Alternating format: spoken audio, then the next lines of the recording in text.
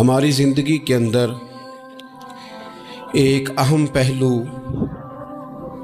جس سے ہم بڑی تکلیف کا شکار ہو جاتے ہیں اور بعض اوقات اذیت ناک حد تک وہ بات چلی جاتی ہے، وہ ہوتا ہے لوگوں کا باتیں کرنا۔ لوگ ایک دوسرے کے بارے میں تبصرہ کرتے ہیں، گفتگو کرتے ہیں، اگرچہ اسلام نے اسے بڑا ناپسند کیا اور غیبت کو زنا سے زیادہ بدتر قرار دیا، لیکن معاذ اللہ ثم معاذ اللہ لوگ پھر بھی اس اخلاقی کمزوری کا شکار ہو جاتے ہیں اور لوگوں کے بارے میں گفتگو کرتے ہیں۔ پھر لوگوں کی وہ باتیں جب ہم تک پہنچتی ہیں، جس کے بارے میں بات کی جا رہی ہوتی ہے، جب اس تک پہنچتی ہے تو وہ شخص بڑی اذیت کا شکار ہو جاتا ہے، وہ ذہنی تکلیف میں بھی آتا ہے، کرب میں بھی مبتلا ہوتا ہے، اور بعض اوقات خدا معاف فرمائے تو بعض لوگوں میں مایوسی بھی پھیل جاتی ہے۔ آپ قرآن مجید فرقان حمید کو دیکھیں تو اللہ تعالیٰ نے قرآن مجید میں فرمایا کہ وَإِذَا قِيلَ لَهُمْ آمِنُوا كَمَا آمَنَ النَّاسُ، جب منافقین سے کہا جائے کہ اس طرح ایمان لاؤ جس طرح کے باقی لوگ ایمان لائے ہیں، یعنی صحابہ کرام، قالوا تو وہ کہتے ہیں انؤمن کما آمن السفہاء، ہم اس طرح ایمان لے آئیں جس طرح معاذ اللہ یہ بیوقوف ایمان لائے، ان کی طرح ایمان لے آئیں۔ الا انہم هم السفہاء، اللہ فرماتے ہیں خبردار ہو جاؤ یہی بیوقوف ہیں، ولکن لا یعلمون، لیکن یہ جانتے نہیں، انہیں اس بات کی خبر ان لوگوں کو جو کائنات کے بہترین لوگ ہیں زمین پر، انبیاء کے بعد صحابہ، ان کو لوگوں نے بیوقوف کہہ دیا، باتیں کر دی۔ آپ قرآن مجید دیکھیے سورہ قلم کے اندر اللہ تبارک و تعالی نے اس بات کا بھی جواب ارشاد فرمایا ہے، جب لوگوں نے کہا تھا کہ معاذ اللہ حضور تو مجنون ہے، تو اللہ نے فرمایا محبوب آپ رب کے فضل سے مجنون نہیں ہیں، بلکہ اللہ نے آپ کو خلق عظیم کا مالک بنایا ہے۔ وَإِنَّكَ لَعَلَىٰ خُلُقٍ عَظِيمٍ، لوگ بات کرتے ہیں اور کر جاتے ہیں اور شوق رکھتے ہیں تبصرہ کرنے کا۔ تو میں نے بہت سارے لوگ ایسے زندگی میں دیکھے ہیں جو لوگوں کی باتوں کی وجہ سے اذیت میں آ گئے، تکلیف کا شکار ہو گئے، اور میں اور آپ تو کسی کھاتے میں نہیں۔ حضرت ابوبکر صدیق رضی اللہ تعالیٰ عنہ جیسے لوگ، افضل البشر بعد الانبیاء بالتحقیق حضرت صدیق اکبر، آپ قرآن مجید 30ویں پارے کی تلاوت میں یہ بات دیکھیں گے کہ جب حضرت ابوبکر صدیق نے غریب غلاموں کو خرید کر آزاد کرنا شروع کیا، حضرت بلال حبشی کو، حضرت عامر بن فہیرہ کو، اور کچھ غلاموں کو خرید کر آزاد کیا، تو لوگ کہنے لگے کہ یہ بلال نے کبھی کوئی احسان کیا ہوگا ابو بکر پر، تبھی تو خرید کے آزاد کیا ہے، ورنہ کیا ضرورت تھی اتنے پیسے لگانے کی، کوئی تو بات ہوگی۔ اللہ تعالیٰ نے اس کا بھی قرآن مجید میں اعلان فرمایا ابو بکر نے جو کیا ہے رب کی رضا کے لیے کیا ہے۔ تو گفتگو کرنا، بات کرنا، لوگوں کا اتنا یہ خطرناک مزاج ہے، ایک جملہ کہہ کے لوگ سائڈ پہ ہو جاتے ہیں، بندہ بیچارہ ساری رات تڑپتا رہتا ہے، ایک فکرے کا تبصرہ کر کے لوگ کونے میں چھپ جاتے ہیں، اور کسی آدمی کے لیے وہ اسے سولی پہ لٹکا جاتے ہیں، اپنی زبان کے تیروں سے لوگ پریشان کرتے ہیں۔ پہلے تو اللہ سے یہ معافی مانگیں کہ رب اس جرم سے ہمیں محفوظ فرمائے۔ اور اب تو لوگوں کی زبانیں اتنی لمبی ہو گئیں کہ وہ صحابہ تک چلی گئی ہیں، اہل بیت نبوت تک چلی گئیں۔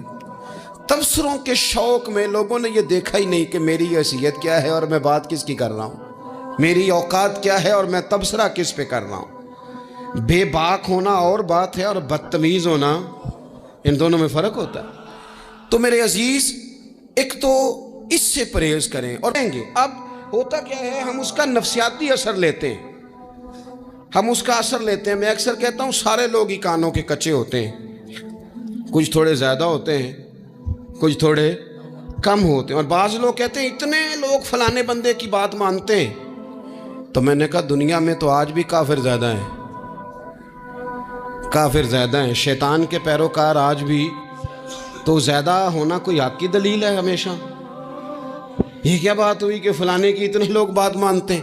یہاں تو میں نے یہ دیکھا ہے اس معاشرے میں کہ جھوٹے سے جھوٹا آدمی، اس کے بھی فالوور ہوتے ہیں، دغے باز سے دغے باز بندہ، اس کے بھی گویوں کے فالوور، اداکاروں کے فالوور، فلانے کے فالوور۔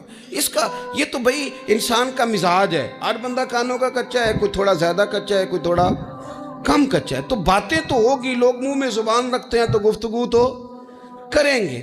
اب یہ اثر لینے والے پہ ہے کہ وہ اس کا اثر کس طرح کا لیتا ہے۔ ہمارے ہاں بڑے بڑے سمجھدار لوگ نفسیاتی ہو جاتے ہیں، بڑی بڑی سمجھدار خواتین نفسیاتی ہو جاتی ہیں، میری ساس باتیں کرتی ہے، میری نند باتیں کرتی ہے، مجھے فلانا باتیں کرتا ہے، مجھے فلانا۔ بھائی باتیں، جس کے منہ میں زبان ہے اس نے بات تو کرنی ہے۔ اب آپ نے کیوں یہ دعویٰ کر لیا ہے کہ آپ اتنے اونچے چلے جائیں کہ آپ کو بات ہی کوئی نہ کرے؟ کیا حرج ہے اس میں؟ اگر کوئی آپ کو بات کر دے تو کیا ہیں ہم، کسی نے کر لی تو پھر کیا ہوا؟ اس کا اتنا اثر قبول کرنا کہ ساری رات سونا ہی نہ، پریشان ہو جانا۔ اور بعض لوگ ایسے ہیں جنہیں اتنی باتیں نہیں ہوتی جتنی انہیں ٹینشن ہوتی ہے، یعنی وہ دو بندے کونے میں کھڑے ہیں تو میری ہی بات کر رہے ہیں، اور بھائی تو اتنا اہم نہیں ہے، انہیں کوئی اور کام بھی ہو سکتا ہے، تیری بات ہی انہوں نے کرنی۔ بلا وجہ لوگ سمجھتے ہیں کہ میں بڑا اہم آدمی ہوں، وہاں بھی مجھ پہ تبصرہ ہو رہا ہے، یہاں بھی ہو رہا ہے۔ اس پہلو سے باہر آئیں، اس کمپلیکس سے نکل آئیں۔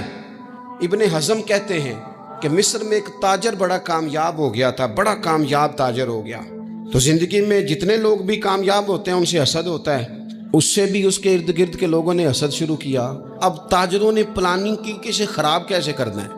وہ ایک دن اپنے گھر سے نکلا، سفید کرتا سفید پگڑی باندھ کے باہر۔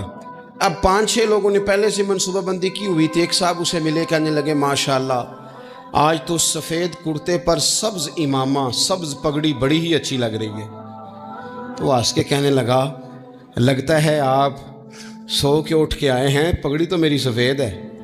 اس نے کہا چلو پگڑی تو سبز ہی ہے، باقی آپ نہیں مانتے تو آپ کی مرضی۔ وہ آگے بڑھا، تو اب چونکہ پلاننگ تھی تو ایک شخص اور ملا، اس نے کہا کیا بات ہے، سفید کرتے پر آپ کا پیلے رنگ کا امامہ کیا جچتا ہے۔ اس نے کہا یار کو خدا کا خوف کر، ہنس کے کہا کیا ہو گیا، تیری اینک کا نمبر تو نہیں تبدیل ہونے والا ہوا؟ اور بھائی میں نے تو سفید کرتا اور سفید ہی امامہ باندھا ہے۔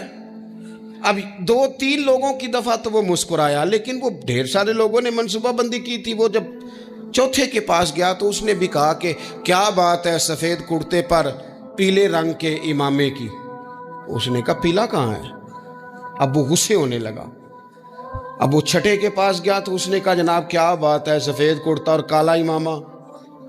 اب وہ غصے میں اتنا باولا ہوا کہ پہلے ہنسا پھر رویا، پھر اسے سمجھ نہ آئی کہ دکان کا تالا کس چابی سے میں نے کھولنا ہے۔ بس وہ شام ہوئی تو اس بیچارے کو بچوں نے روڑے مارنے شروع کر دیے۔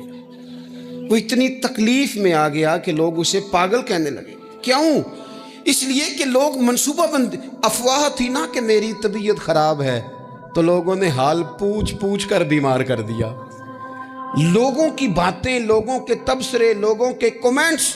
بولے امام شافعی فرمانے لگے لوگوں کی باتیں پتھروں کی طرح ہوتی ہیں، یہ روڑوں کی طرح ہوتی ہیں، اگر انہیں کمر کے اوپر رکھ لو گے نا تو یہ تمہاری کمر توڑ دیں گی، اور اگر تم ان کو اپنے پیروں کے نیچے رکھ لو گے تو تمہارا قد اونچا ہو جائے گا۔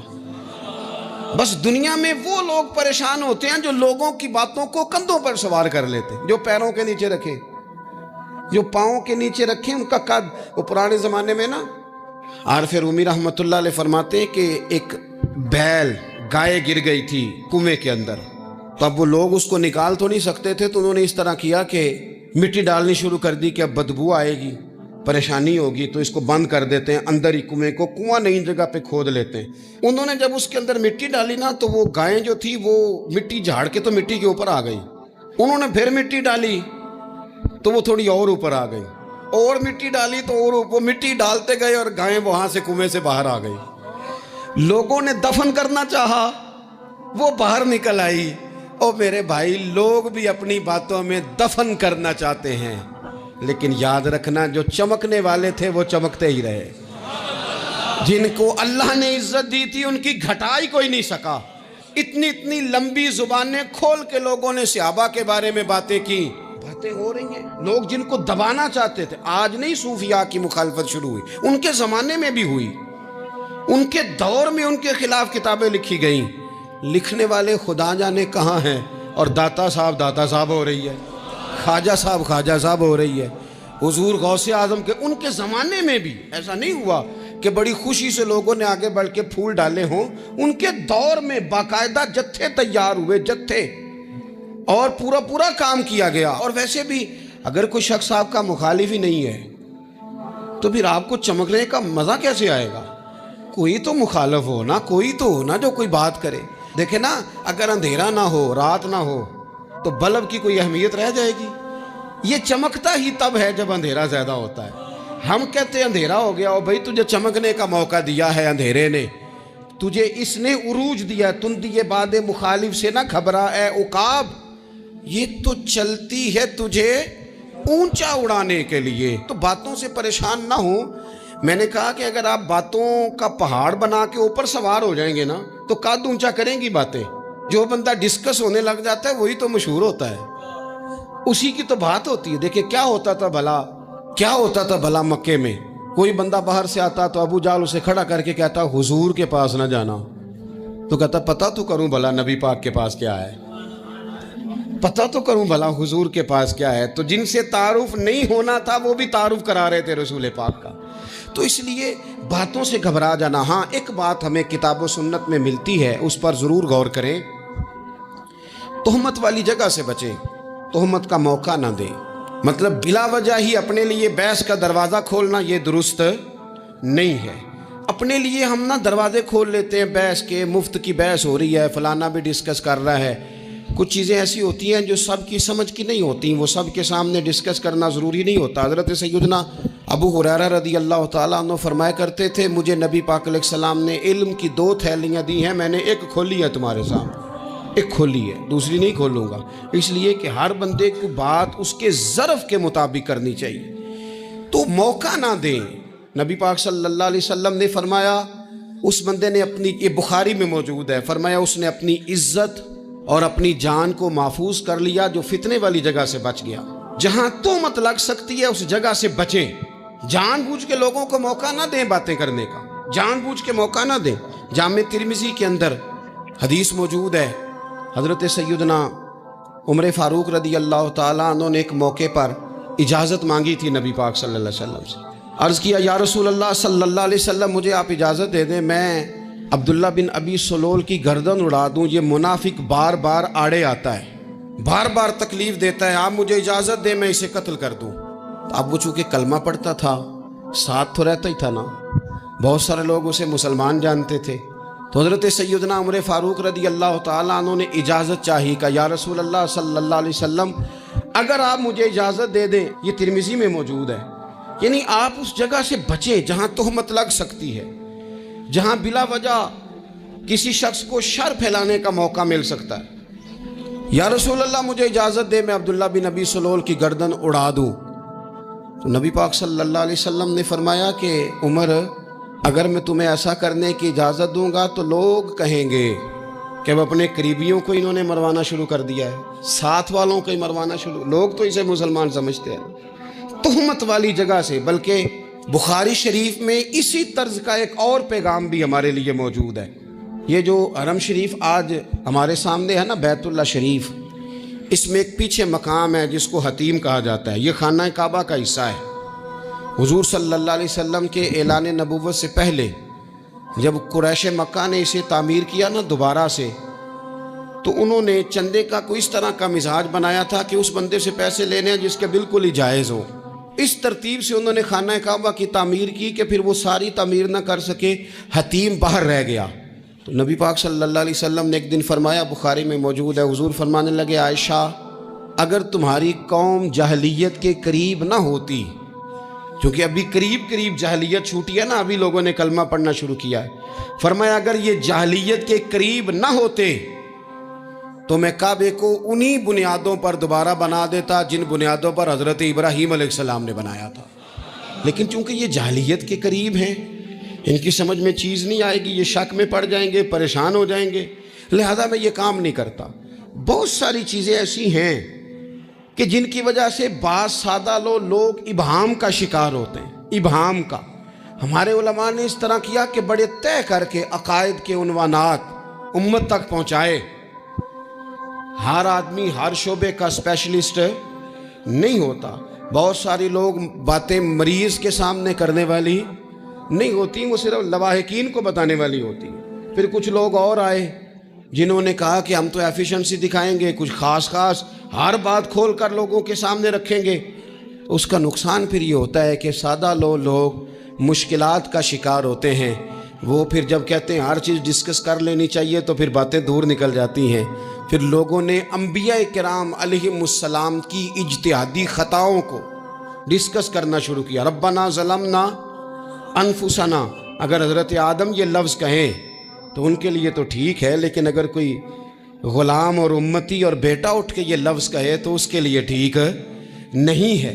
تو میرے عزیز ایسے کام نہ کریں جس کی وجہ سے بلا وجہ بحث کا۔ ہمارے یہاں کچھ لوگوں کو شوق ہے خبروں میں رہنے کا، وہ ایسی باتیں چھیڑتے ہیں جن سے نہ وہ خبروں میں رہ سکیں۔ میں نے دیکھا ہے وہ کہتے ہیں جی میں نے کوئی انوکھی بات کرنی ہے۔ بھئی انوکھی بات کرنے سے بندہ مشہور تو ہو جاتا ہے۔ ہمارے زمانے میں مشہور ہی وہ ہوتا ہے جو دوسروں سے ذرا ہٹ کے بات کرے، انوکھی کرے۔ وہ ہمارے لطیفہ لکھا ہے نا، ایک اہل عرب کا ایک ہجا نام کا عربی کا ایک لطائف سنانے والا شاعر ہے، تو وہ کہتا ہے کہ ایک شخص نے ایک دفعہ کہہ دیا تھا گدھا کھانا جائز ہے۔ اور بڑے بڑے علماء اس کے گھر چلے گئے کہ بھئی کوئی دلیل، کوئی جزیہ، کوئی کہاں سے، کوئی کتاب، کوئی حوالہ، کوئی شے۔ اس نے کہا روز آؤ گے ایک بندے کو بتاؤں گا، کٹھا اسٹیج لگاؤ، ایک ہی دفعہ حوالے دیتا ہوں، روز نہیں دیے جاتے۔ وہ سٹیج لگ گیا، دنیا جمع ہو گئی، جنہوں نے کبھی ٹائم نہیں نکالنا، تو یہ ذرا انوکھی بات جو کر رہا تھا، تو سارے لوگ آ گئے۔ تو وہ سٹیج پہ چڑھا تو کہنے لگا مجھے جانتا کوئی نہیں تھا، چلو اب بدنام جو ہوں گے تو کیا نام نہ ہوگا، اب قیامت تک کہو گے تو صحیح نا۔ وہ اس مولوی دے گھر جنہیں ایک بار آکھیا نہیں سی گدھا کھانا جائز ہے، چلو بدنام جو ہوں گے تو کیا۔ تو بہت سارے ایسے لوگ ہیں جو ہیں بدنام، پر چلو نام تو ہو گیا نا، بدنامی صحیح، شرارت صحیح، شیطانیت صحیح، لیکن نام تو ہو گیا۔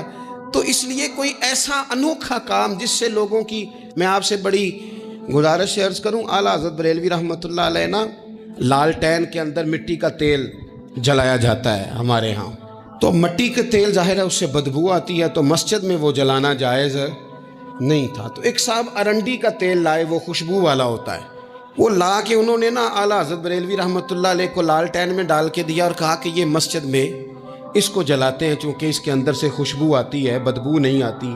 تو وہ جو شرعی عذر ہے نا، حضور نے فرمایا کہ جمعے والے دن غسل کر کے آؤ تاکہ کسی کے پسینے سے ایک دوسرے کو تکلیف نہ ہو۔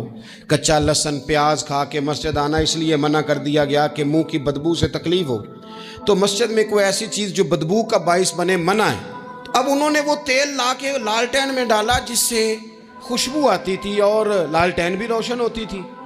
تو اعلیٰ حضرت فاضل بریلوی رحمۃ اللہ علیہ اپنے اس خادم سے فرمانے لگے کہ اب لوگ تو آئیں گے نا، تو ہمارے علاقے میں تو ساری دنیا مٹی کے تیل سے ہی چلاتی ہے، تو اب آپ نے ایک خوشبو والا تیل لا کے ڈال تو دیا ہے اس کے اندر لالٹین میں، پر یہ لوگوں کو بتائے گا کون کہ یہ تیل وہ نہیں ہے؟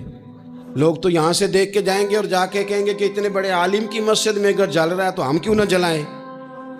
تو فرمانے لگے وہ شخص کے حضور پھر حال کیا ہے؟ فرمانے لگے آپ فرضوں کا سلام پھیر کے دعا سے پہلے لالٹین کے پاس کھڑے ہو جائیں اور جو بندہ گزرے اسے بتاتے جائیں کہ یہ مٹی کا تیل نہیں، یہ مٹی کا تیل نہیں، یہ مٹی کا تیل۔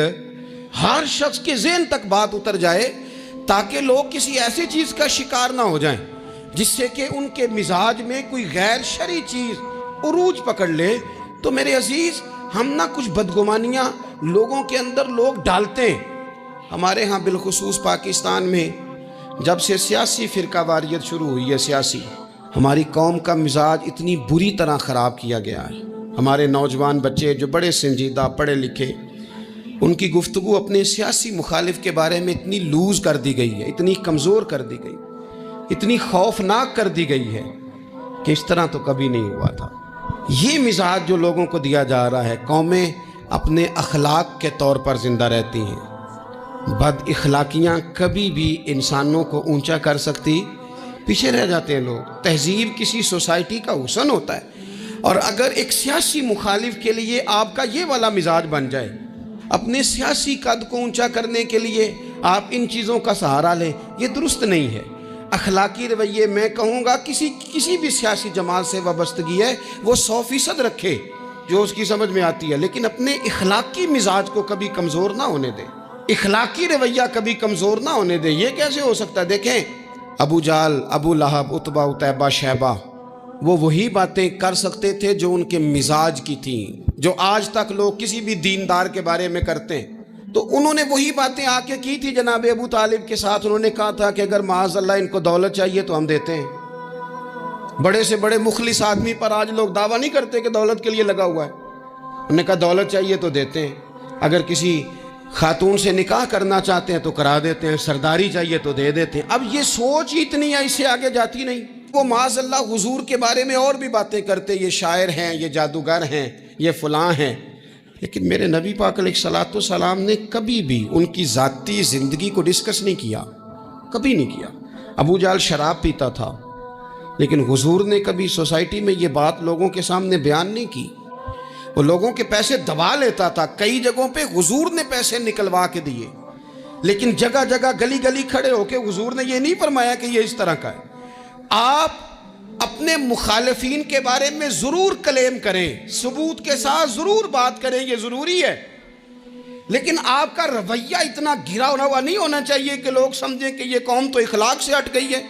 آپ اختلاف کریں، لیکن اختلاف کے بھی آداب ہوتے ہیں، اس ادب کے دائرے کے اندر رہ کے۔ صحابہ کے بیچ بھی رائے کا اختلاف ہو جاتا تھا، ہو جاتا ہے، ہو جایا کرتا ہے، حضور اس اختلاف کو قبول کرتے، بھئی ہو جاتا ہے رائے کا اختلاف اپنوں میں، لیکن اس کے اندر انسان توہین پہ اتر آئے، اس کا لہجہ اس طرح کا ہو جائے جس طرح کی بازاری گفتگو کی جاتی ہے، تو محسوس ہوتا ہے کہ یہ تربیت کا فقدان ہے، یہ لہجے باوقار لوگوں کے نہیں ہوا کرتے۔ لہجے کو کبھی برا نہ ہونے دیں، انداز کو، لوگ آپ کو چھیڑیں گے، اپنی جگہ پہ کھینچ کے لانے کی کوشش کریں گے، بڑا کچھ لوگ کریں گے، لیکن آپ اپنی جگہ سے آپ تبدیل نہیں ہوں گے۔ آپ کہیں گے یار میرا ایک معیار ہے، میری ایک حیثیت ہے، میں اپنی حیثیت چھوڑ سکتا؟ میں اپنی حیثیت نہیں چھوڑ سکتا۔ ہر بندے کو آپ ڈسکس کریں گے تو تہمت والی جگہ سے ضرور بچیں، بدگمانی سے ضرور بچیں، لیکن ہر شخص کو اس کے معیار کے مطابق اتر کا جواب دینا یہ باوقار لوگوں کا سٹیٹس نہیں ہوتا۔ وہ کہتے ہیں جا بات کر، جا کے تو کون ہوتا ہے تیری بات کرے، اب ہم ہر شخص کے منہ لگیں، یہ کیسے ہو سکتا ہے؟ نبی پاک صلی اللہ علیہ وسلم گزر رہے تھے، صحیح بخاری میں موجود ہے، آپ کی اہلیہ حضرت صفیہ رضی اللہ تعالیٰ عنہ آپ کے ساتھ تھیں، رات کا وقت تھا، حضور گزر رہے تھے، تو صحابہ کچھ کھڑے تھے، تو حضور نے ایک کو بلا کے کہا کہ یہ میری بیوی ہیں، صفیہ ہیں۔ عرض کرنے لگے حضور مجھے میری ماں روئے، میں کوئی آپ کے بارے میں بدگمانی کرتا؟ تو حضور نے جواب میں کیا کہا؟ محبوب فرمانے لگے جس طرح رگوں میں خون گردش کرتا ہے نا، شیطان بھی اسی طرح ہی گردش کرتا ہے۔ گویا حضور بتا رہے ہیں کسی وقت بھی بدگمانی پیدا کر دیتا ہے۔ میں تمہیں بتا رہا ہوں کہ اپنی اہلیہ کے ساتھ جا رہا ہوں، میری بیوی ہے، کوشش کریں کہ آپ اس جگہ سے بچیں جہاں باتیں ہو رہی ہوں۔ اور اس پہلو پہ تیسری گزارش اس عنوان پر یہ ہے کہ اگر کسی کے بارے میں باتیں ہو رہی ہوں تو فٹافٹ اس کا حصہ بننے کی کوشش نہ کریں، بلکہ آپ کے پاس جب تک کوئی شرعی ثبوت نہیں ہے تب تک آپ اس بات کا حصہ نہ بنیں۔ ہمارے ہاں بات ہو رہی ہوتی ہے تو دو چار بندے دوڑ کے نا اپنا بھی حصہ ڈالتے ہیں، بلکہ میں بڑی ذمہ داری سے یہ بات عرض کروں گا، بات لمبی ہوتی تب ہے جب کوئی بندہ درمیان میں کہہ دیتا ہے نا نہیں تجھے تو تھوڑا پتہ ہے، تھوڑا میں بھی کرتا ہوں۔ وہ کئی دفعہ وعدہ معاف گواہ بن جاتا ہے، جا کے دوسروں کو خبر کرتا ہے اس نے یہ کہا ہے، حالانکہ بندہ اس سے پوچھے کہ اگر انہوں نے کہا تھا تو اتنا سجن تھا تو وہاں جواب دے کے کیوں نہیں آیا؟ تجھے چاہیے تھا وہیں جواب دیتا، وہیں جا کے جواب دے دیتا،